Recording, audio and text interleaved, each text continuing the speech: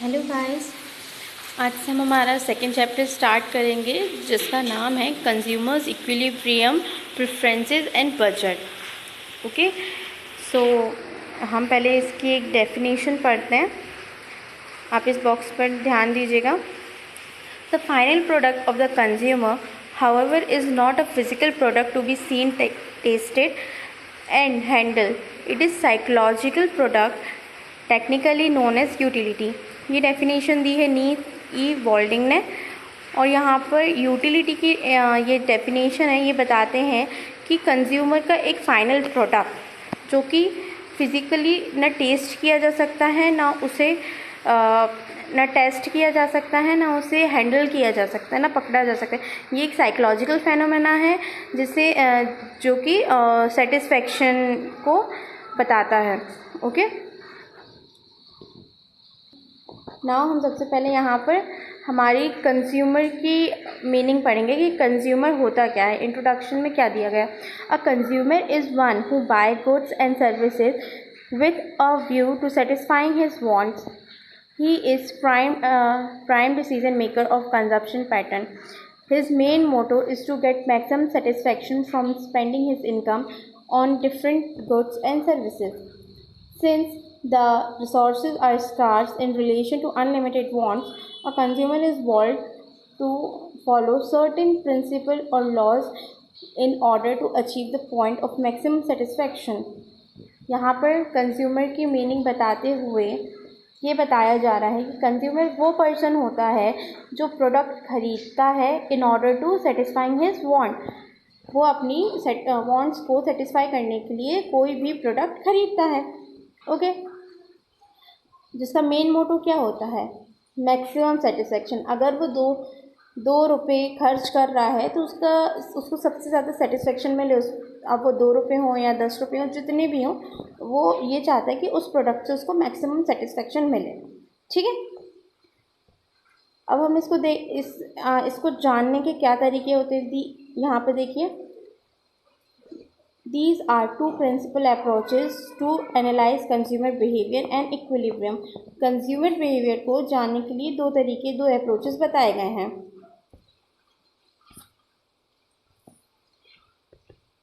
जो कि फर्स्ट है कार्डिनल यूटिलिटी अप्रोच और सेकंड है ऑर्डिनल। ओके, तो कार्डिनल क्या होती है? कार्डिनल यूटिलिटी अप्रोच वो होती है जिसको हम मेज़र कर सकते हैं, जिसको हम नंबर्स में मेज़र कर सकते हैं। ओके, तो सबसे पहले under this approach utility is use to attain the consumer equilibrium, hence we shall study this approach in detail. Okay, meaning पढ़ते हैं सबसे पहले हम। Meaning and definition of utility. Utility is found fundamental concept in economics which is defined as want satisfying power of a commodity. It does not necessarily mean that the commodity is useful in the ordinary sense of the word. A commodity will possess utility even though it may not be useful. For example, liquor has utility so long as it satisfies the want of an addicted, although everyone knows that it is harmful. In short, utility in economy is devoid of all illegal, social, or ethical implication. The utility concept was developed by the first by Marshall. Utility is a mental phenomena which does not lie in the commodity but in the use of commodity. Some of the important definition are as follow. तो सबसे पहले हम ये जानते हैं कि utility होती क्या है। यूटिलिटी होती है want satisfying power. Okay, want को सेटिस्फाइंग करने की power. Want satisfying power of a commodity. कि कमोडिटी की क्या पावर है, किस तरह से कंज्यूमर की इच्छा को पूरा कर सकती है।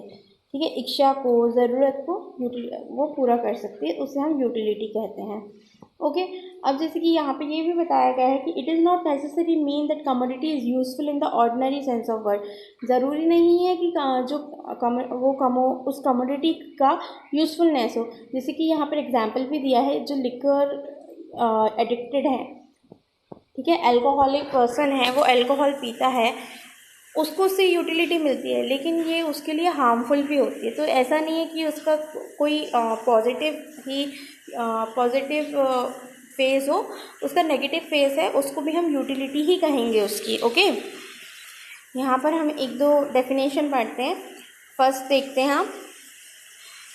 Okay, utility is the capacity of commodity to satisfying human want. वाग ने कहा है utility is the capacity of a commodity to satisfying human want. मतलब कि यूटिलिटी क्या है, एक कमोडिटी की कैपेसिटी है जो कि ह्यूमन वांट्स को सेटिस्फाई करती है। सेकंड पढ़ते हैं, utility is the satisfaction of good. Utility क्या है, गुड्स का सेटिस्फैक्शन है, which is received by a man, जो कि मैन के द्वारा रिसीव किया जाता है, लिया जाता है at the time of its use, उसके यूज़ के दौरान। And third is utility is a measure of satisfaction. Obviously utility is a measure of satisfaction. Utility हम कैसे जानते हैं, जब कोई बंदा या कोई व्यक्ति किसी प्रोडक्ट को यूज़ करके फुल्ली सेटिस्फाई हो जाता है तो उसे हम यूटिलिटी कहते हैं। Okay, now we study the characteristics of the utility. Utility के कैरेक्टरिस्टिक्स पढ़ेंगे। सो सबसे पहला है, ये देखिए, it does not refer to the intrinsic utility. Utility does not refer to the intrinsic utility or the physical characteristic of the commodity. Different person may like to have the same thing. ठीक है, कोई भी एक intrinsic value नहीं होती है किसी चीज़ की। मतलब कि जैसे कोई एक एग्जांपल से देखिए, अगर कोई व्यक्ति एक सिगरेट है, ठीक है, उसकी यूटिलिटी जो सिगरेट कंज्यूम करता है उसके लिए भी उतनी होगी, और उस सिगरेट की जो बनाता है, उस सिगरेट की जो फैक्ट्री है, ठीक है, उसको बेचने के बाद जो उसको प्रॉफिट होगा तो उसकी यूटिलिटी भी वही होगी। तो इन दोनों की यूटिलिटी वहाँ पर सेम होगी। तो यहाँ पर क्या हो रहा है, यहाँ पर जो स्मोकर है उसकी यूटिलिटी सेम है, मतलब जो बायर है उसकी यूटिलिटी सेम है, और जो उसको बेच रहा है, जो सेलर, उसकी यूटिलिटी भी वहाँ पर सेम है। Okay, it is second is it is psychological. It is totally a psychological phenomena as we can not see और टच। ये साइकोलॉजिकल फेनोमेना है, इसे हम देख नहीं सकते ना टच कर सकते हैं। ये हमारे अंदर से पता चलता है, हमको इंटरनली पता चलता है कि हाँ, now we are satisfied with this. Okay, third is a relative term. A relative term, it is a relative term concept. Utility is the power of satisfaction and is measured by the extent to which it satisfies human wants. It has no material existence. Consumption of a bread and a cup of coffee shall have to satisfy our appetite, but the degree of satisfaction will only be experienced by the consumer of these commodity and cannot be demonstrated to the outlooker. Next हम पढ़ेंगे, next है subjective concept. Okay, it is a subjective concept as it arise due to necessity of man. ये subjective concept है कैसे, कि necessity, व्यक्ति की necessity की से बनता है ये। For example, a man is very thirsty, he drink a glass of cold drink, with its consumption is utility to him decline even though the quantity of cold drink remain the same. अब क्या हुआ, जैसे किसी व्यक्ति को बहुत तेज प्यास लगी थी, उसने एक गिलास कोल्ड ड्रिंक पी ली, उसके पीते ही उसकी यूटिलिटी उसके लिए कम हो गई, जबकि दूसरा ग्लास सेम ही था। ठीक है, दो क्वांटिटी क्या सेम रही, बट क्वालिटी सेम रही कोल्ड ड्रिंक की, लेकिन उस समय उसकी यूटिलिटी कम हो गई। Fifth is it depend upon the intensity of want. Want depend on and differ it intensity. The more the intensity, the greater will be utility. The intensity of a person's desire for a particular commodity depend on his taste, habits and various other factors. Intensity यहाँ पर ये बता रहा है कि जैसे कोई भी व्यक्ति है, किसी को बहुत उस चीज़ की हैबिट है, ठीक है, उसकी जब वो चीज़ जिस चीज़ की उसको हैबिट है या जो चीज़ वो करना उसको पसंद है, जब वो चीज़ वो कर लेता है, ठीक है, तो उसके बाद उसकी यूटिलिटी रहती है वो बहुत हाई रहती है, ठीक है। जितनी उसको वो चीज़ पसंद होगी उस तरीके से वो करेगा तो उसे उसकी जो यूटिलिटी है वो बहुत ज़्यादा रहेगी, ठीक है। 6 is it differs from man to man.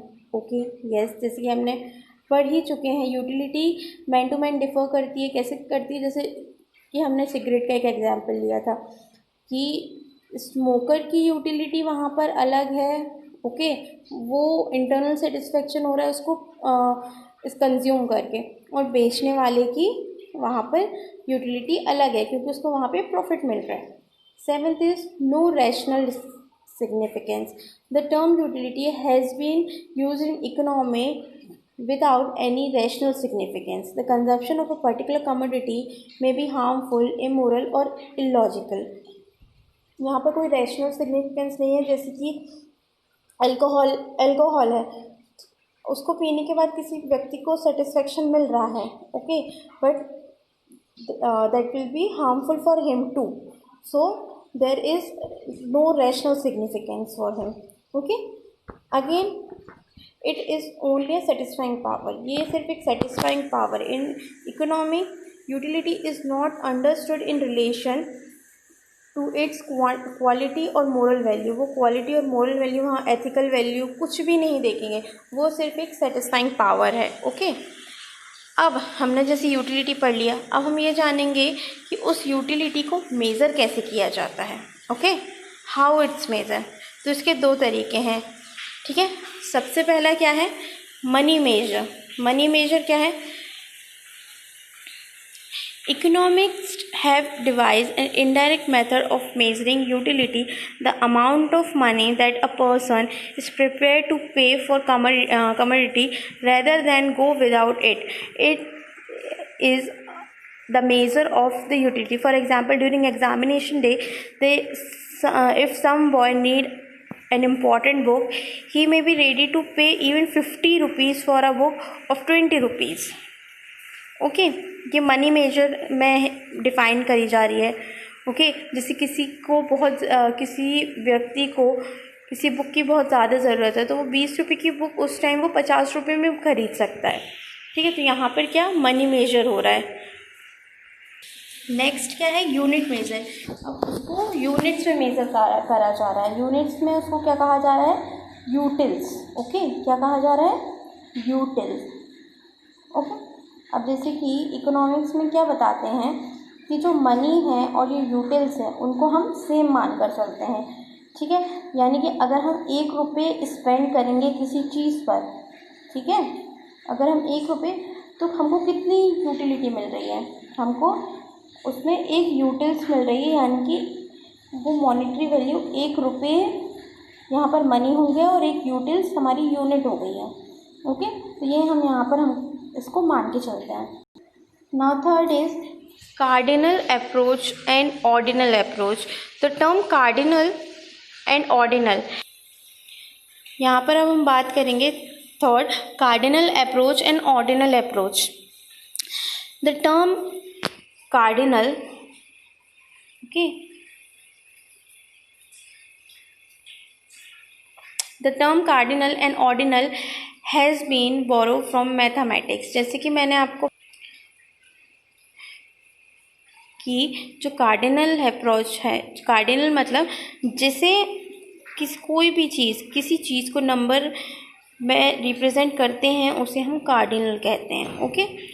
तो अगर हम किसी चीज़ को नंबर्स में कर रहे हैं तो उसे हम मैथमेटिक्स भी कहते हैं। तो जो कार्डिनल अप्रोच है वो कहाँ से लिया गया है? मैथमेटिक्स से लिया गया है। It is possible to measure and compare utility of 2 commodity. ये पॉसिबल है कि जिस चीज़ को हम मेज़र करते हैं उसे हम कंपेयर करते हैं 2 कमोडिटीज़ में, ओके।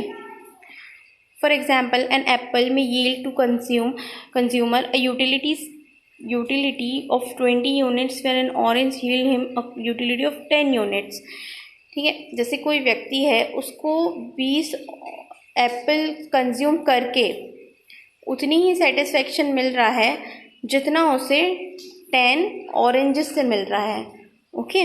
मतलब यहाँ पर 2:1 का